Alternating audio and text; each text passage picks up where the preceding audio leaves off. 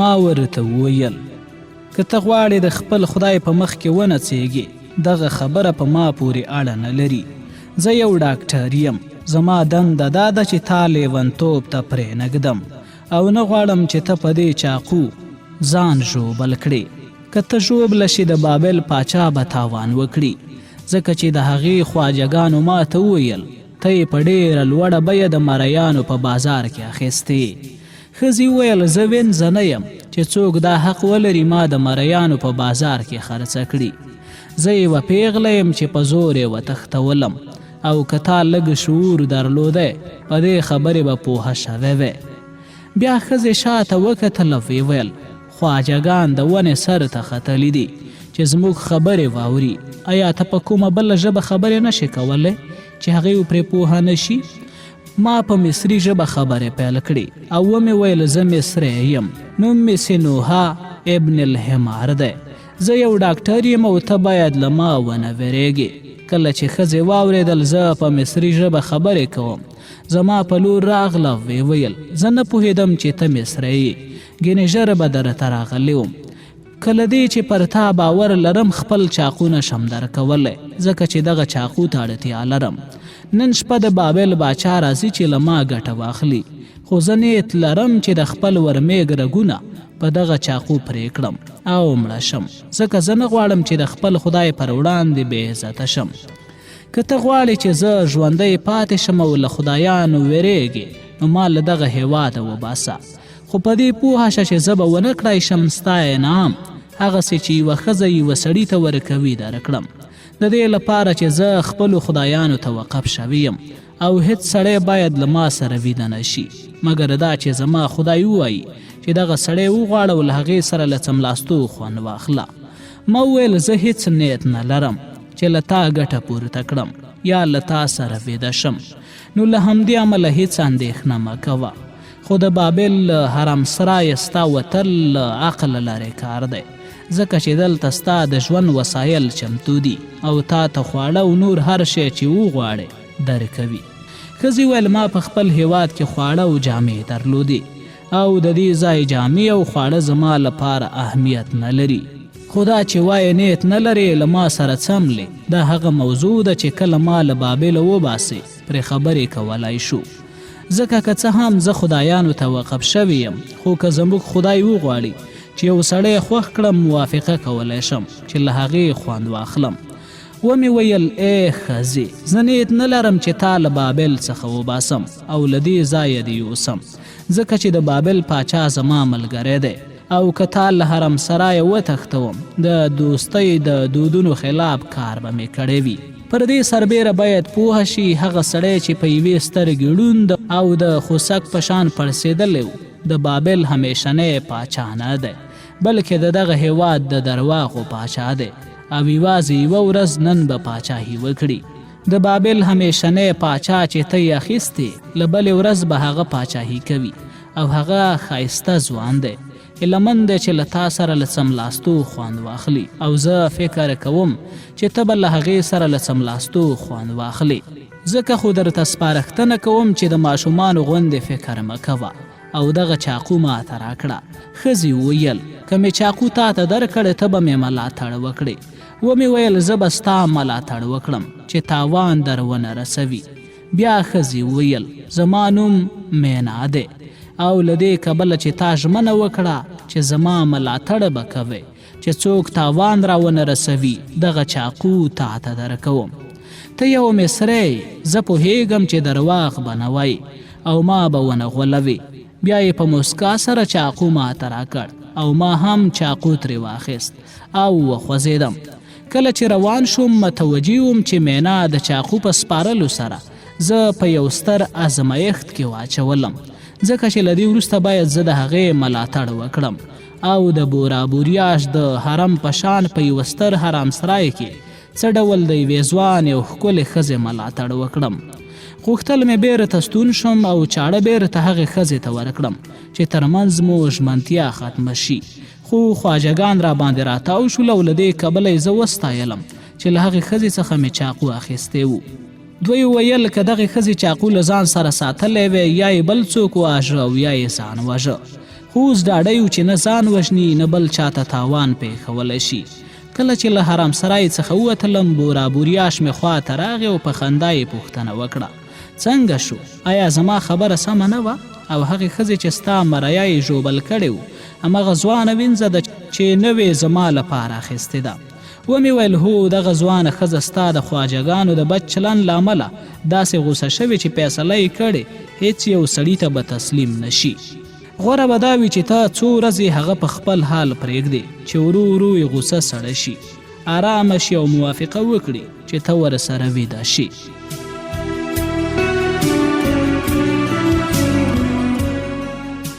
بورا بوریاش وویل ته د دې ښځې د ارام کولو اندېښنه مه کوه، ځکه چې زه ځوانې ښځې ډېرې ښې پېژنم او پوهېږم چې څه ډول یې باید ارامې کړم.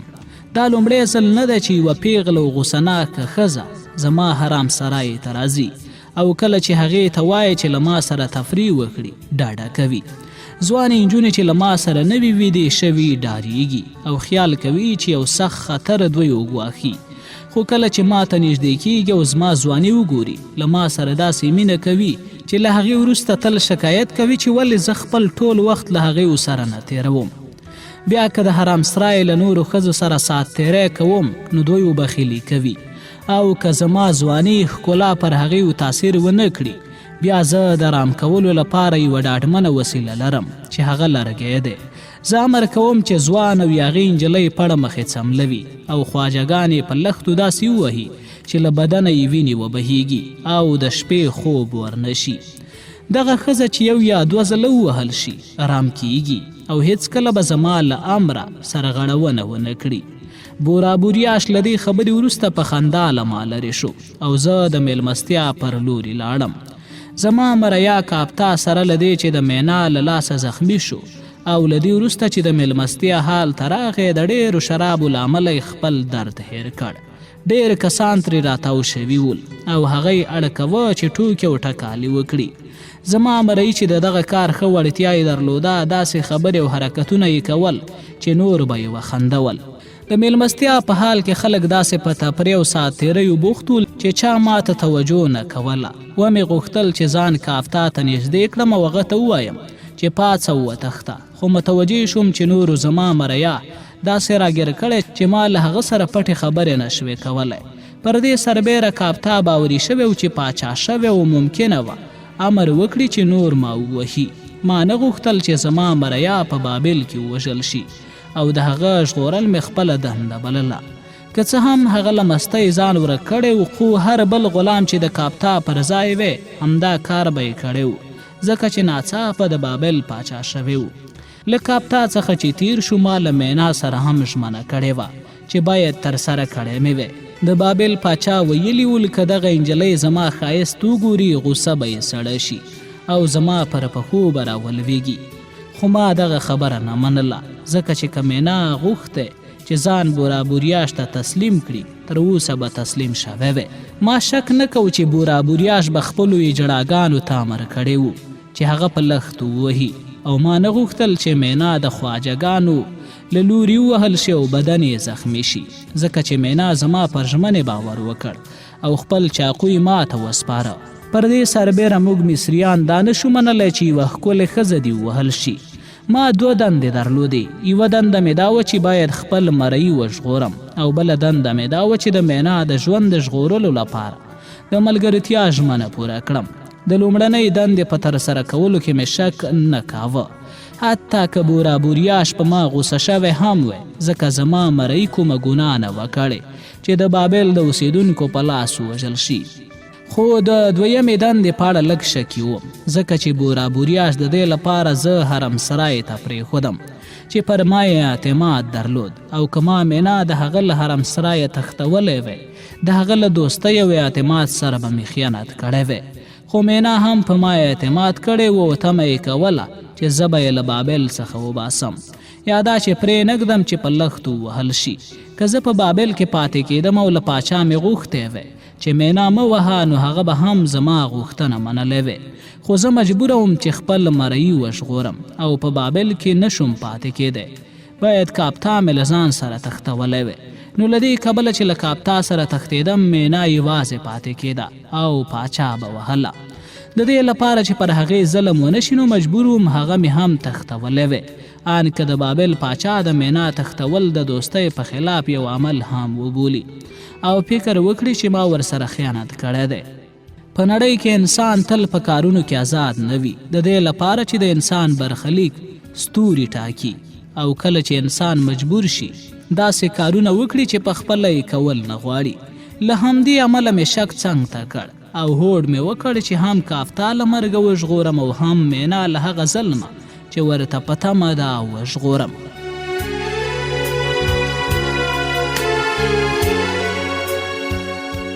ولسم څپرکی د 2 کسانو د ژغورلو لپاره. له غرمې وروسته د سیند څنډې ته لاړم او یوې کښتۍ ته چې 10 پارو وهونکي درلودل ورنږدې شوم.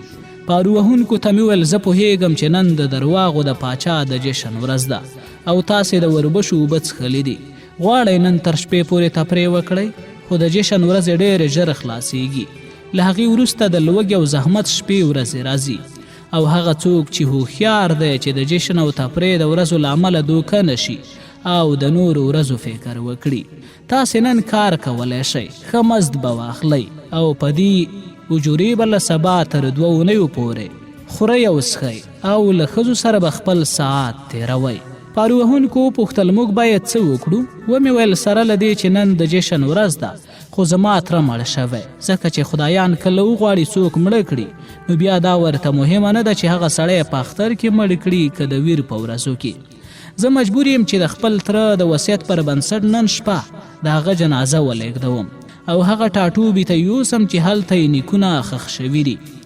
دا د میتاني هیواد سرحد ته نږدې ځای دی او له جنازې پرته زما کنیزه به هم له ما سره وي، ځکه چې یو ځوان سړی نشي کولی خپل کارونه سنبال کړي او باید یوه ښځه ورته خواړه او اوبه برابر کړي.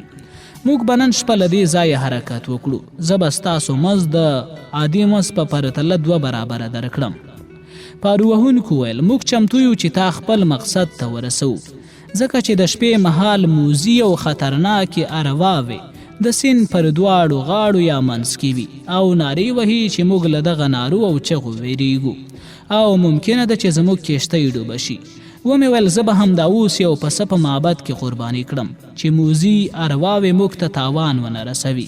کله چې مقصد ته ورسیدو زه به تاسې ته د سپینو هومره کړۍ درکړم چې غږ به یې دومره زیات وي چې تاسې به د موزي ارواو غږ وانورئ. پارو وهونکو وپوښتل ته کله راځې؟ ومې ویل څه نشم ویلی چې کله به راشم، خو د شپې په لومړي 16 کې به راورسېږم. خو په هر حال تاسې له خپل ماکو سره په همدې ځای کې ما ته په تمه اوسئ او له دغه ځایه مه خورئ. که اتفاقا زه ناوخته راغلم همدلته په خپل ماکو کې ویده شئ، خو ماکو بل ځای ته مه بیایئ. زه ممکنه ده زه په 2یم 16 کې یا هم سهار وختي د خپل تره له جنازې او کنیزې سره راشم او که تاسې ماکو بل ځای ته یوسئ تاسې به پیدا نه کړی شم. بیا مې هر پارو وهونکي ته د سپینو یوه کړۍ ورکړه او ومې ویل دغه سپین زر له مخکې تاسې ته درکوم چې پوهه شئ زه نن شپه حتما راځم او خپل ماکو بل چا ته په کریا مه ورکوئ. کله چې مقصد ته ورسیدو هر یوه ته به د سپینو 4 کړۍ ورکړم او د دې لپاره چې ما په لاره کې د سرو او سپینو په تمه ونه وژني. ومې ویل تاسې پوهیږئ چې په بابل کې هیڅوک له ځان سره سپین او سره زر نه وړي بلکې حواله اخلي او کله چې مقصد ته ورسیدو حواله په پیلیز بدلوي. زه چې هم کله خپل مقصد ته ورسیدم خپل حواله به په پیلیز بدله کړم او ستاسې پاتې مزد به درکړم. پارو وهونکو د سپینو زرو له ترلاسه کولو وروسته ډاډه شو که ما خپل مقصد ته ورسوي هر یو به 15 کړۍ سپین زر ترلاسه کوي او اطمینان لري چې د شپې تر سهار زما په تمه پاتې شي. کله چې د سیند له څنډې ستون شوم یو کوچنی ژی مې واخیست او بیا معبد ته لاړم. هلته مې یو پسه حلال کړ او د پسه وینه مې په ژی کې واچوله او له هغه چاقو سره چې مینا را کړی و د بورا بوریاش د حرام سرای پر لور روان شوم. کله چې ما غوښتل حرام سرای ته ننوځم له وینې ډک ژی مې په خپلو طبي وسایلو کې کېښود چې څوک یې ونه ګوري او کله چې خواجهګان ولیدم پر ما راټول شول. ما ورته ویل چې د دې لیونۍ ښځې د معالجې لپاره په درملو پسې تللی وم او تاسو باید ما د هغې کور ته ورسوئ. خواجهګانو زه د هغې کوټې ته بوتلم. ما ورته وویل ما له دې ښځې سره یوازې پرېږدی چې د درملو په وسیله هغه موزي ارواوې چې د هغې په بدن کې دي او دا یې لیونی کړې ده بیرته د هغې له بدنه راوباسم. خواجګان ولاړل او ما مینا ته وویل نن شپه نیت لرم چې تا له حرمه وباسم او له ځان سره دې بوزم، زه دې له دې هېواده باسم، خو شرط یې دا دی چې ته به زما په امر کار کوې. مینا وپوښتل څه باید وکړم؟ وړوکی ژی او چاقو مې ور وښود او ومې ویل زه دغه چاقو او ژی له تا سره پرېږدم او زم سپارښتنه کوم چې زما له تګه وروسته هېڅوک دې کوټې ته رانه شي. کله چې تیاره شوه باید د دغه ژي سر خلاص کړې او لږه وینه ترې وباسې او په خپلو لاسونو پښو او سینو یې وموښې او چاړه هم خپل څنګ ته کېږدې. زه به د شپې په سر کې ستا کوټې ته ننوځم، وبه ویم تا په دې چړې ځان وژلی دی، ته هم ځان په مړینه واچوه چې ټول باور وکړي ته ژوندی نه یې.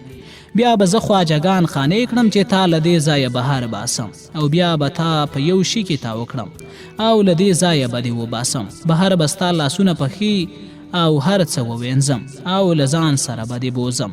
مینا موافقه وکړه چې زما په پروګرام به عمل کوي او زه د هغې له کوټې راووتم. خواجګانو ته مې وویل چې هېڅوک حتی د حرام سرای ښځې او خواجګان باید د مینا کوټې ته دننه نه شي، ځکه که څوک د هغې د کوټې دروازه خلاصه کړي او کوټې ته ننوځي هغه موزي ارواوې چې د درملو په وسیله د هغې ښځې له بدنه بهر شوې د دویو بدن ته به ننوځي او هغې به لیونې کړي. زه به په خپله د شپې په سر کې راشم او د هغې کوټې ته به ننوځم. خواجګانو په وحشت سره ویل هېڅوک به د دې کوټې ته پرې نږدو.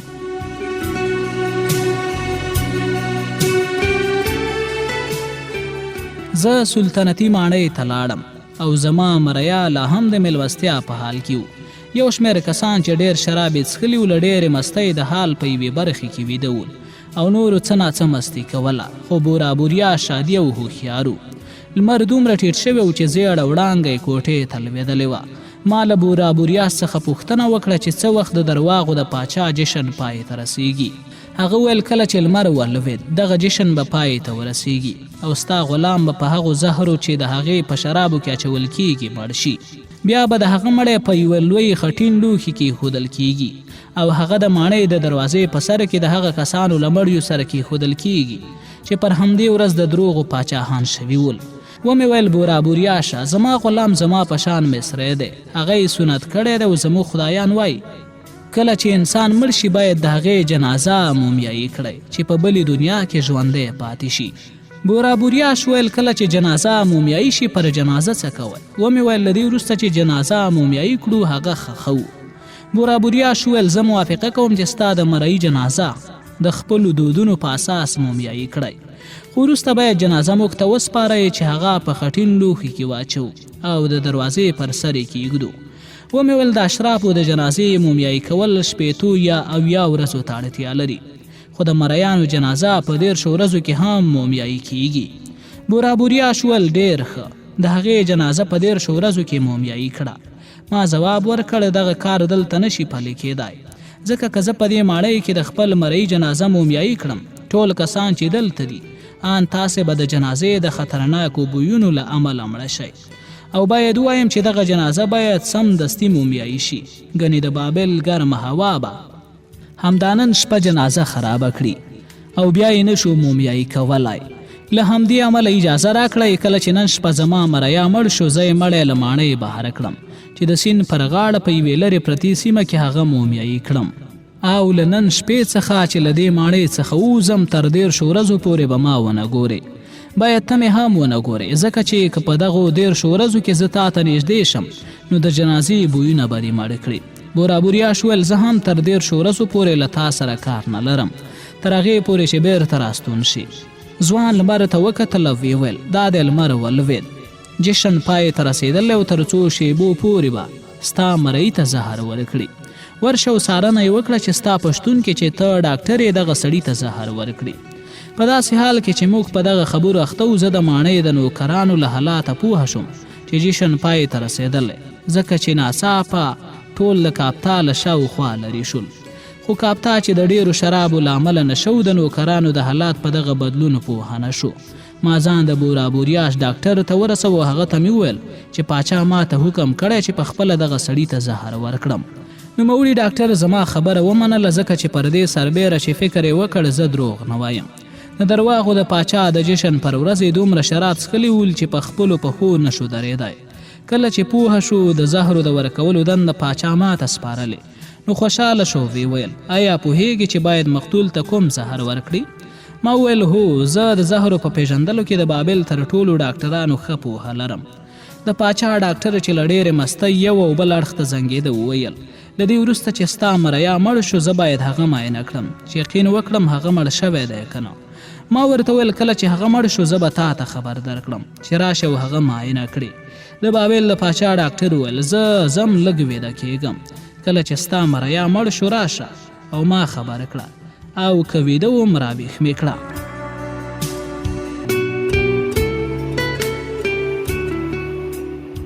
ومې ویل همدا کار به وکړم چې پوهه شې زما مریا مړ شوی دی. کله چې د پاچا له ډاکټره جدا شوم په شرابو کې مې لږ اپیم واچول. اپیم مې دومره واخیستل چې زما مریا د شرابو له څښلو وروسته داسې بېخوده شي چې نور فکر وکړي هغه مړ شوی دی. بیا له تاریاکو سره ګډ شراب په لاس او کاپتا ته ورغلم او هغه ته مې وویل ته نن د 4 فصلونو پاچایي او ټول دې په همدې نوم پیژني. زه هم دا خبره تاییدوم چې ته د بابل باچایي، خو لکه څرنګه چې پوهیږې زه نه یم راغلی چې د تل لپاره په بابل کې ژوند وکړم. اوس غواړم ولاړ شم، خو تر تګ وړاندې یوه هیله لرم چې باید ومنل شي. کافتا وپوښتل څه هیله لري؟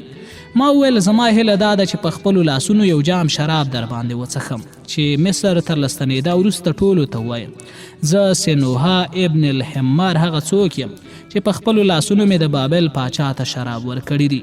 نور به ما ته په لویه سترګه ګوري او زما عظمت به ستایي. کافتا ویل ما نن په کافي اندازه شراب څښلي دي، نورو ته مې زړه نه کېږي، خو له دې چې ته وایې هیله دا ده چې په خپلو لاسونو پر ما شراب وڅښي او ما هم تر اوسه پورې د شرابو جام نه دی رد کړی، څښم یې. سره له دې چې پوهیږم ښایي داسې مست شم چې له ځایه به نشم پاڅېدی. بیا یې زما د شرابو جام واخیسته او په یوه ساه یې وڅښه او تش جام یې ایسته ګزار کړ. په دې وخت کې څراغونه ولګېدل او پر ماڼۍ یې چوپتیا خوره شوه، ځکه چې ټول پوهېدل د تفریح او ساعت تېرۍ وخت تېر شو او که څوک له دې وروسته ساعت تېرۍ او مستي وکړي وبه وژل شي. څو شېبې وروسته زما مرۍ د پاچاهۍ تاج له خپله سره لرې کړ او ویل دغه خولۍ زما په سر کې وړه ده، پر سر مې فشار راوړي، د سر هډوکي مې درد کوي او په پښو کې مې هم د ستومانۍ او پرکالۍ احساس کوم. سترګې مې داسې درنې شوې چې زه فکر کوم باید ویده شم. کاپتا همغلته چې ناست و اوږد وخځېد او شېبه وروسته ویده شو. زه پوهېدم چې دغه خوب چې د تاریاکو له امله دی څو شېبې وروسته ورو ورو درنیږي او داسې کیږي چې څوک کاپتا وګوري ګمان کوي چې مړ شوی دی. د ماڼۍ نوکرانو هغه خولۍ چې کاپتا له خپله سره لرې کړې وه بېرته د بورابوریاش پر سر کېښوده او د پاچاهۍ کالي واغوستل. د بابل حقیقي پاچا بیرته په تخت کېناست او ویل سره له دې چې نن د جشن او تفریح ورځ وه خو زه ډېر ستومانه شوم، ځکه چې د جشن پر ورځ انسان تر نورو ورځو ډېر ستومانه کیږي. د دې کبله چې ستړی یم باید ویده شم او ډېر ژر هغه کسان چې نشه شوي او دلته ویده دي د کوتکونو په زور له ماڼۍ وباسئ. او دغه احمق اشاره یې کافتا ته وه چې کله یې سا بیخي له بدنه ووته په یوه خټین لوښي کې کېږدئ. د ماڼۍ نوکرانو ویده او مست کسان په لرګو وهل او په څو شېبو کې چې نشه کسان را بیدار او ویده راویښ شول ټول وتښتېدل. زه کافتا ته نږدې شوم او ومې کتل چې د مرګ ټولې ظاهري نښې پکې راڅرګندې شوي دي. مریانو ته مې وویل ورشئ د پاچا طبیب ته ووایاست چې دلته راشي او دغه سړی معاینه کړي چې پوهه شي مړ شوی دی. مریانو لاړل، د بابل د پاچا ډاکټر یې راوست، هغه چې د مستۍ په وخت ویده شوی و تر نیم ساعت زیات خوب یې نه و کړی او لا نشه و. په نیمکښو سترګو راغی. زه پوهه شوم چې هغه په دې وخت کې د ځیرې او سمې معاینې حوصله نه لري او که معاینه کړی هم وی بیا به هم تصور کوو چې هغه مړ شوی دی. خو د بابل د پاچا ډاکټر چې غوښتلی ژر ستونه ویده شي زما غلام یې برسیره نه وکت او وی ویل بېشکه هغه مړ شوی دی. په خټین لوښي کې کېږدئ او د مټې خاورې په خټې سره بند کړئ. د بورابوریاش مریانو زما مریا په یوه لوی خټین لوښي کې کېښوده او کله چې مریانو غوښتل د مټ خټه جوړه کړي ما پاچا ته د هغه واده ور په زړه کړه او ومې ویل چې باید د کاپتا جنازه ماته راکړي چې وی سمه و مومیایي کړم. بورابوریاش مریانو ته وویل مصري ډاکټر سنوها دا اجازه لري چې د دغه سړي جنازه له ماڼۍ بهر کړي او هغه مومیایي کړي. او باید څوک ورته مزاحمت ونه کړي.